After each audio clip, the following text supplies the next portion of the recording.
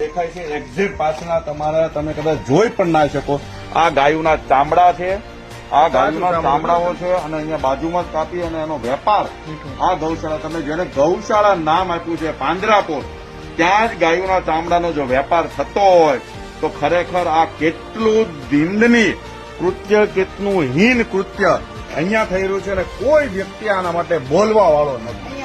આ કપાવા વાળી આખી જગ્યાઓ છે.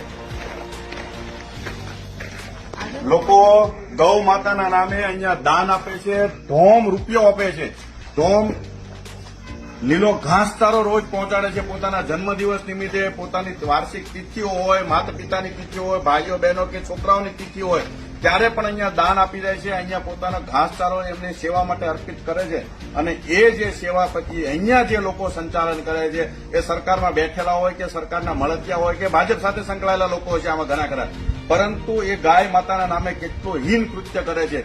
આખા શહેરમાંથી વિવિધ જગ્યાઓથી ગાયોને પકડીને એમને તંત્ર દ્વારા અહીંયા મોકલવામાં છે અને અહીંયાથી આખો કરોડો રૂપિયાનો ખેલ થતો હોય ને એવી સ્પષ્ટ ચિત્ર અહીંયા દેખાય છે. કારણ કે કોઈને ગાયોના ચામડાનો વેપાર કરવાનો હક છે જ નહીં અને એ વેપાર અહીંયા બહુ સામે દેખાતો હોય એવું આ આખું કેટલ શેડ છે. આ તમે જે દેખાય છે અહીંયા લખ્યું છે કે ગાયોને રાખવા માટેનો આ શેડ છે.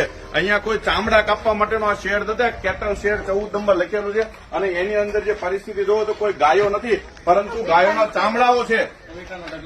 આ મીઠાના ડગલા કેટલ શેડ બનાવવા